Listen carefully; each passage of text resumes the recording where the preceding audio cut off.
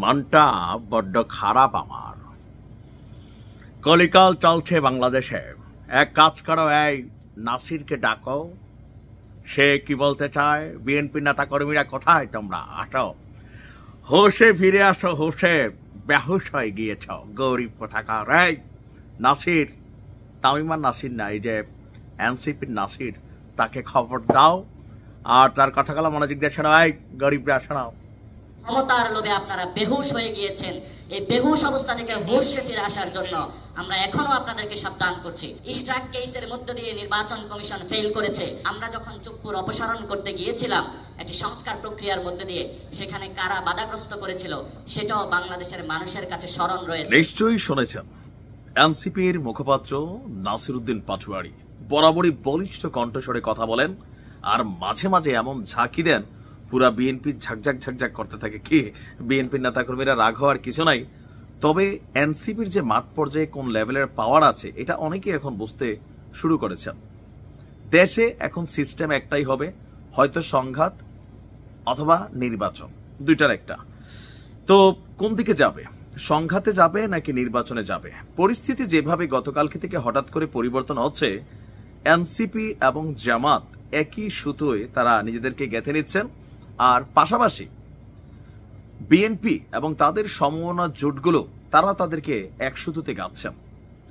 বিএনপির যারা নেতাকর্মী আছেন তাদেরকে ক্ষমতার লোভে বেহুশ হয়ে গেছে বলে মন্তব্য যেটা নাসিরউদ্দিন পাটোয়ারি করেছে, তার কাউন্টারে কমেন্টে আবার পাবলিক বলতেছে ক্ষমতার লোভে আপনারা বেহুশ, যার কারণে নির্বাচন না দিয়ে আপনারা দীর্ঘ সময় যাবৎ ডক্টর ইউনূসকে ক্ষমতায় রাখতে চাচ্ছেন। বাট এনসিপির নেতাকর্মীরা বলছে সারা দেশে যে পরিমাণ লুটপাট, ধান্দা, বিভিন্ন কিছু আপনারা করছেন, আপনারা তাহলে কি করছেন? ক্ষমতায় গেলে আরো কি করবেন? ঠিক এই জায়গাতে কনফ্লিক্ট। বিএনপি মনে করছে যে তারা বৈশা বৈশা খাচ্ছে, আর তারা মনে করতেছে যে বিএনপি আগামীতে এসে খাবে এবং কি এখন অনেক জায়গায় খাচ্ছে। নাসিরউদ্দিন পাটোয়ারির বক্তব্য যে আপনার গতকালকে এনসিপি আয়োজিত মৌলিক সংস্কার এবং আগামীর রাজনীতি এ বিষয়ে যে প্রোগ্রামটা হয়েছে, ডিসেম্বরের মধ্যেই নির্বাচন হতেই হবে, এই ধরনের কথা বলা রাষ্ট্রকে হুমকি দেওয়া বলে মন্তব্য করেছে এই নাসিরউদ্দিন পাটোয়ারি। তার বক্তব্য, এই ধরনের গুন্ডামি, মাস্তানি, থ্রেটের রাজনীতি তরুণ প্রজন্ম মেনে নেবে না। মানে বিএনপিকে সরাসরি রেড বর্ডার চিহ্নিত করে দিয়েছে এনসিপি। তাদের বক্তব্য যে সংস্কার প্রক্রিয়া বাংলাদেশে হবে, বিচার বাংলাদেশে হবে, তারপরে বাংলাদেশের মানুষ একটি গণতান্ত্রিক প্রক্রিয়ায় যাবে। যাদের এই কথাটি বুঝতে সমস্যা তারা জনগণের কাছে যান, জনগণের কাছে বুঝুন তারা কি চায়। বাট কোন জনগণ? এই এক জনগণ নিয়ে ভাবা, এই দেশে মনে হয় যে 200 কোটি জনগণ আছে। আওয়ামী লীগের সময়ও শেখ হাসিনা বলতেন যে দেশের জনগণ। বিএনপিও বলছে জনগণ তাদের সাথে আছে, এনসিপি বলছে তাদের সাথে। বাট কার কার কোন জনগণ? মানে বিএনপির তারা কি এনসিপি জনগণের কাছে যাবে নাকি বিএনপির জনগণের কাছে যাবে? এখন জনগণের তো প্রকার আছে, এটা একটা প্রশ্ন। এই যে ভাষাটা, আমি মনে করি যে এনসিপির মাঝে মাঝে ভাষা প্রয়োগে একটু সচেতন হওয়া উচিত। মাঠের বাস্তবতা বোঝা উচিত।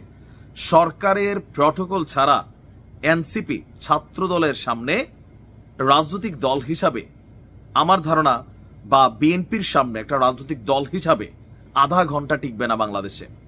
প্রত্যেকে লুকিয়ে গর্তে চলে যাবে, 5-10 জন হয়তো মাঠে থাকবে। বাস্তবতা কিন্তু এইটা, যদি সরকারের প্রটোকল না থাকে। কারণ এনসিপি একটা রাজনৈতিক দল, তারা ক্ষমতায় যাবার জন্য তারা রাজনীতি করছে। বিএনপি তারাও একটা রাজনৈতিক দল, তারাও ক্ষমতায় যাবার জন্য তারা রাজনীতি করছে। সোজা হিসাব।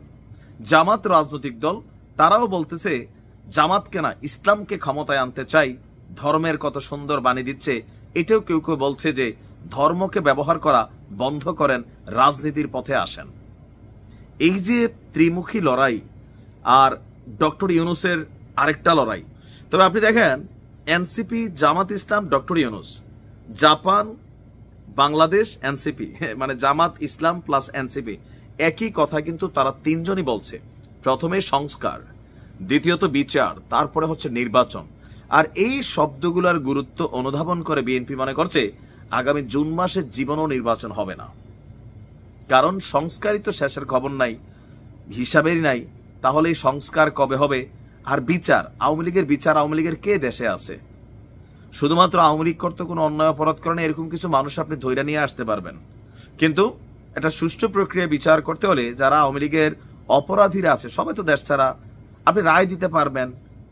তা আওয়ামী লীগকে তো এমনি নিষিদ্ধ করে দেওয়া হয়েছে, বাট এই বিচার কি একজনের বা এটা একদিনে সম্ভব?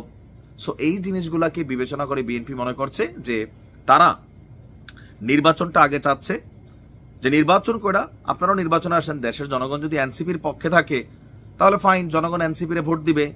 জামাতের পক্ষ থাকলে জামাতকে ভোট দিবে, বিএনপির পক্ষে থাকলে বিএনপিকে ভোট দিবে। তবে বিএনপির পুঙ্গি বাজাচ্ছে হচ্ছে একদম রুট লেভেলের যেই লুটপাটকারী মেন্টালিটিতে যারা বসে আছে, যে দল ক্ষমতায় আসলে সিএনজি স্ট্যান্ড খাবো, রাস্তাঘাট খাবো, বালুরঘাট খাবো। তো এনসিপি কি খাচ্ছে না? সেনাবাহিনীর গাড়িতে হাত দিয়া এনসিপির জেলা সংগঠক না উপজেলা সংগঠক গ্রেপ্তার হয়েছে না? বৈষম্য বিরোধীরা কি লুটপাট চাঁদাবাজি করতেছে না? সবাই করতেছে। তবে বিএনপি বড় দল, তাদেরটা আলোচনায় বেশি আসে, বাকিদের গুলা কম আসে। জামাতেরও তো আছে কিনা? কম বেশি সবাইরই কিন্তু এই দোষে দূষিত। বাট এখন এই লড়াইটা আসলে কোথায় গিয়ে থামবে, জনগণ কোন দিকে মোড় নিবে, কোন জনগণ কোন দিকে যাবে, সব মিলিয়ে আসলে বোঝাটা কষ্টকর। তবে বিএনপির বিরুদ্ধে রাজনৈতিকভাবে যে প্রতিপক্ষগুলো আছে তারা কিন্তু অনেকটা ভারী হচ্ছেন। বাট বিএনপি মনে করছে এই ভারিত্বের পেছনে ডক্টর মোহাম্মদ ইউনূস সরকারের ফুললি সাপোর্ট আছে। গতকালকেও রিজনা বলছিলেন তরুণরাই নেতৃত্ব দিবে আগামীর বাংলাদেশকে। তো এই তরুণ বলতে তো আমরা সব দেখি এনসিপিতে, বিএনপিতে সব বুড়াদের দল, জামাত ইসলামেও মোটামুটি বুড়াদেরই দল, তরুণ দলটা আছে শুধুমাত্র এনসিপিতে।